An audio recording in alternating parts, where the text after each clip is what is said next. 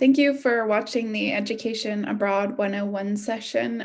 This is the first step in participating in an education abroad program, whether that be an in-person program or virtual program. So this session is really designed to help you get started on kind of understanding what education abroad is and the first steps that you should be taking in planning your program. But to get started, I kind of wanted to go over some of the general requirements for students to participate in education abroad. First of all, we require students to have at least a 2.5 GPA, although there is a possibility to appeal this if you have at least a 2.0 GPA.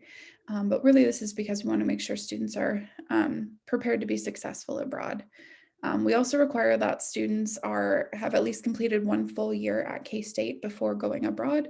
And this is really just to make sure that you've adjusted to being at K-State before leaving or participating in education abroad. There are some programs that allow freshmen, particularly faculty-led programs, but for a majority of the programs, we do require students to have completed one full year of university. We also make sure that students don't have any outstanding disciplinary issues with housing and dining and student life. So we do that check during the application process. And then depending on the program that a student selects, there may be additional GPA requirements or university level requirements. So those will be listed on the program brochure, which we'll take a look at a little bit later. But to get started, I wanted to go over, we have an Exploring Programs handout, which you can find on our website under Current Students, Get Started down at the bottom. This is what we'll be going over today, but I have it pulled up in the other tab here. And this just kind of goes over some things that you should think about prior to your meeting with your education abroad advisor. So first of all, I think it's important to think about your goals and priorities for your program. And these categories that I've listed under how I should begin really just kind of talk about some of the basic things you should be considering when you're thinking about education abroad. So first of all, program type is important.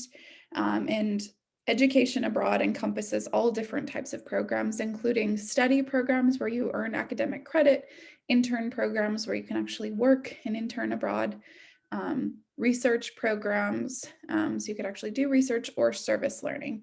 And then due to the COVID-19 pandemic, virtual programs have actually become quite popular, and that's where you can actually take classes or do an internship virtually. This is a great program, just standalone if you don't necessarily want to travel abroad but still want to get international experience, but it's also a great opportunity to prepare for a future in-person education abroad program. So those are just some of the different types to consider. So that's a great first step in thinking about which one sounds like it might be the best fit for you. The next thing to think about is academics. So with education abroad, you can fulfill all sorts of requirements towards your major, your minor, or general education requirements. And our office works very closely with the academic advisors in each college to make sure that whatever you do abroad will help get you on your way towards your degree completion. So it's important to think about what sort of requirements you might want to fulfill, because that can kind of dictate what program might be the best fit. So for instance, if you're a business major and you're wanting to get your business major requirements, then we would look at programs that offer a lot of business classes. But if you were a language minor, maybe say Spanish or French, and you wanted to fulfill requirements for that, that might dictate, where you go as you're looking for programs that are in countries that speak that language. Another thing to think about is location. So we have programs all over the world. So location could be, is there a certain region you're looking for? Do you want to be in Europe? Do you want to be in Latin America? Are you interested in Asia? But then it's also within each country, each location. There are programs that are in, larger cities, smaller towns. We're really thinking about what you're looking for in terms of location will help you kind of narrow things down as well. As far as length of program, we have programs from as short as a week up to an entire academic year. So you can spend a week abroad, or a whole year. So there's lots of in between as well. So we have summer programs that are 1 or 2 months. So there's kind of something that fits everyone. So this is really helpful because, again, if you're wanting to go abroad for a shorter period of time, that might dictate what term would work best for you.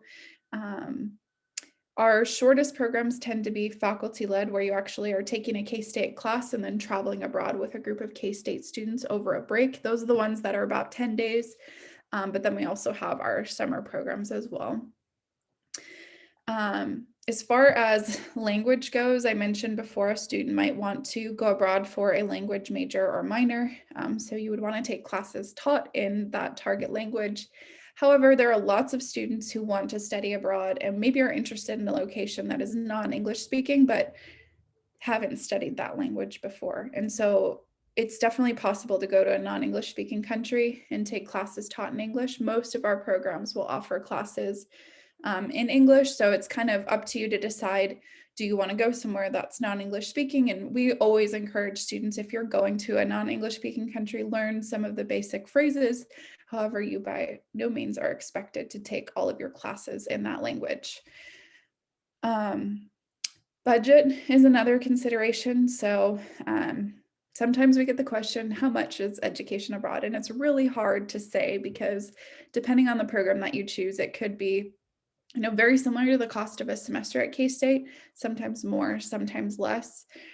So that's something really important to think about. So if you have, specific scholarships that you receive, or if you receive grants or loans from federal financial aid, that's something that you can mention to your education abroad advisor.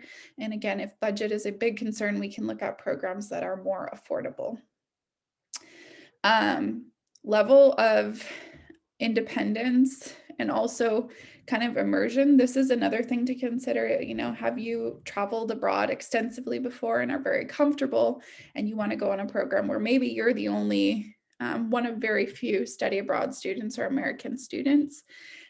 Are you someone who maybe has not traveled abroad before and would feel a lot more comfortable if you were with a group of K-State students? Or are you interested in going abroad, but you don't necessarily need to be with K-State students, but you'd want to be with other study abroad students going through a similar kind of experience as you? There's program types that kind of fit for all of those. So it's important to think about, how far do you want to step outside of your comfort zone? How different do you want your experience to be? And then kind of overarching all of these, thinking about your goals for your experience and how you see this education abroad experience helping you with your future career goals. It might also be personal goals or academic goals as well. So really thinking about what you're hoping to achieve helps your education abroad advisor to find the program that's going to be the best fit. Now, once you've had a chance to think about all of these different things that go into choosing an education abroad program, it's important to kind of prioritize, because sometimes two things that you might have as priorities are conflicting. So for instance, if you're interested in location first and you want to go to Australia, but then budget is also a concern, that can be kind of challenging because Australia is one of the more expensive study abroad locations, and that's just due to their minimum wage being quite a bit higher than in the US. So it's important to kind of think not only what are your goals, what are your priorities for your experience, but what is most important to you. Okay, and so once you've had a chance to think about your priorities, you can start to learn about some of the program types that we have available. So I kind of briefly mentioned some of these in the earlier section, but faculty-led programs, those are usually directed from a specific academic department where you'll take a K-State class either during the semester or over the summer. And then with that whole K-State class, you'll travel abroad over one of the breaks. So just to give an example of a program that recurs very often, the College of Business has a faculty-led program usually that runs every fall and spring break, international business and international marketing. Those students will take a class during, the fall or spring semester and then travel abroad over fall or spring break. These are a great type of program if you really want to build a connection with a faculty member in your department. It's great for students who maybe don't have a lot of time to go abroad, but still want to have that international experience. And again, like I mentioned before, it's a great for students who want that support of being with other K-State students. The next two program types, these are more common for semester typically, but there are some summer options as well. With exchange and direct enrollment programs, you're enrolling as an international student at that university abroad, and really the differences in how you pay for that experience. With exchange programs, you actually pay tuition to K-State to cover an incoming student, and they pay tuition in their host country, and you kind of swap places. These tend to be a lot more independent. Exchange programs specifically are mostly offered during the semester, and you're just taking classes at a university abroad. Depending on the program, there may be other students from K-State, there may be other US study abroad students. There will likely be other international students kind of on exchange as well, but that just kind of varies. Direct in programs are very similar. It's just that you pay your tuition directly to that university abroad. They can be more independent as well. And then program providers are third-party organizations. They kind of help facilitate education abroad and really expand the opportunities we're able to offer, because we don't have quite as many locations available with our exchange and direct programs, but with program providers, we can offer a lot more options in, South America, Asia, different parts of the world. And with these programs, a lot of them will have included excursions and activities with other students on the program. And although you wouldn't be with other K-State students necessarily, a lot of these programs you'll be with other study abroad students from different universities across the US. So you'd have that built-in support system. All right, so once you've kind of thought about what program might be a good fit for you, you can start to actually search for programs. So we're gonna go to the website in a minute, but I'll just point out there's a couple of different ways that you can search for programs. One of those is using our major advising programs. And so from our website here, if you click on In My Major, you can pull up a list of programs, a list of the colleges and departments, and you can look at some of the programs that are recommended for a specific major or minor. So for instance, if we look at geography, we can pull up the list of programs that are recommended for that specific department within arts and sciences. Now, this isn't a complete list of everywhere that you can go, but it's a good example of some of the program options that are a really good fit for those students. If you have kind of no idea where you want to go, this is a great place to get started. But say maybe one of these other priorities is important to you. So you're looking at programs by location. You want to go for other reasons. You can look through all of our program options on the Explore button here on our website. So this brings you to our program database. And this first page that it comes to, this Explore option, you can actually type in keywords of things that you're looking for. So say you want to take hospitality classes abroad. You can pull up programs, and this sort of works like Google. So it's keyword search and it pulls up programs. And then once it kind of exhausts the programs that fit within that, it might pull up some other options as well. And you can also narrow that down by the term that you can go abroad. And then from here, you can click on different programs that might be a good fit and read more about them here. If you're looking for a specific country, you want to narrow it down even further, you can go and do our advanced search. And for instance, we can look at programs in, let's see, this doesn't work quite as much like a Google search. So if you put the program name and it doesn't fit exactly, it won't pull anything up. It won't pull those keywords, but we can search by location. So for instance, let's take a look at, I'm going to go to the Czech Republic and pull up some different options. So as you can see, all of the program options will show up here that are available in those locations. The exchange and direct programs that I mentioned before will show up here, and then those program providers will show up down here, and there will be an expandable list depending on where you want to go. I'll show you because the brochures are a little bit different for each of these. Most of the information for direct and exchange will be on these, and faculty-led would also show up here. But most of the information for these programs will be on these program brochures. So we'll go ahead and pull up Charles University Eastern Central European Studies program. So as you can see here, all of the information about the program is included on this brochure. We've got an overview, which has some basic information, location.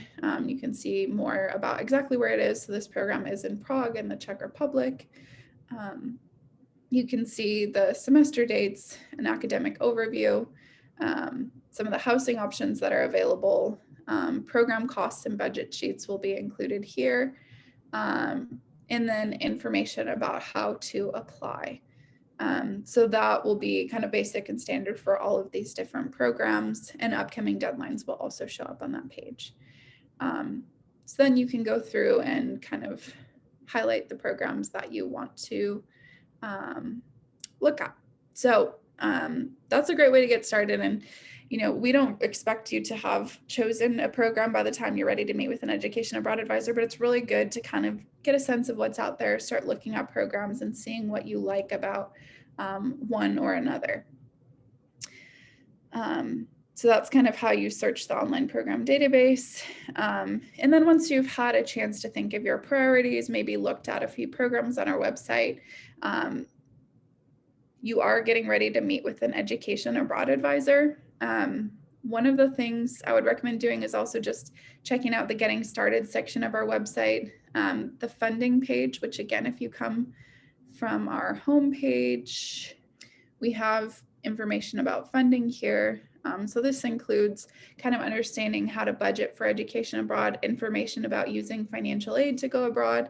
And then there are lots of scholarships available specifically for education abroad, through K-State, through different departments and colleges, some national and then some international scholarships as well. So that's definitely a great section of the website to explore. Once you've had a chance to do all of this, we really recommend starting an advising application. So this is just basically a questionnaire that you'll fill out. All right. So if you start that advising application, you'll be able to, you'll see that it has this questionnaire, which just asks some basic questions about when you want to go abroad, if you're interested in any specific locations or programs, the goals that you have for your experience, if you use federal financial aid, scholarships, if there's anything that you want to discuss with your education abroad advisor. So for instance, if you're worried about your family, being on board with you going abroad, if you're an LGBTQ plus student and you want to talk about, being out while abroad, if you want to be able to practice your religion abroad and you're looking for locations where you can do that, if you're worried about traveling alone, any number of things, this is kind of an open space for you to be able to put that there so that you can talk about that with your education abroad advisor. And then any other information or general questions that you want to review during your first appointment. So we really recommend completing this before you meet with an education abroad advisor, because this will help them kind of make sure that they're covering anything that you want to talk about in that initial advising appointment. However, it's not required. And then this is something that you can always come back to and edit. So that's something that we recommend doing. Once you are, ready to meet with an education abroad advisor, we actually have a form that you can complete. You'll just click on this link. It's also, again, from our homepage.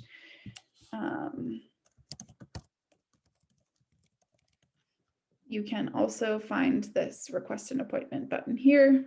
So that will send a notification to the education abroad team, and your specific education abroad advisor will reach out to you. So the advisors are divided by college.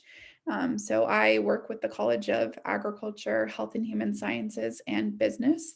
Amanda works with the College of Arts and Sciences. Kelly works with engineering and education. And then Katie works with the College of Architecture, Planning and Design. So whenever you fill out that appointment request, the appropriate advisor will reach out to you to schedule an appointment to meet. And then, again, I mentioned previously that virtual education abroad programs are a great way to prepare maybe for an eventual in-person experience. So you can definitely start to explore some of those options at this point. And when you're in the initial stages of wanting to go abroad, it's always a good idea to mention this to your academic advisor so you can start to think about where this might fit into your plan for graduation, what sort of classes you might want to take. Later in the process, once you have chosen a program, you will work with your advisor to get classes approved. But at this point, just let them know that this is something that you're thinking about so you can be prepared once you do actually find a program that's working for you and you want to apply. If you have any questions at all, you can email us at overseas@ksu.edu. We also have on the About Us section the emails for all of the education abroad advisors. So we're happy to answer any questions that you have. And we really look forward to having you drop by our virtual Zoom rooms and meet with us throughout the semester. And hopefully we can meet you again on campus in the fall. Again, thank you for watching this 101 session, and we hope that we see you soon.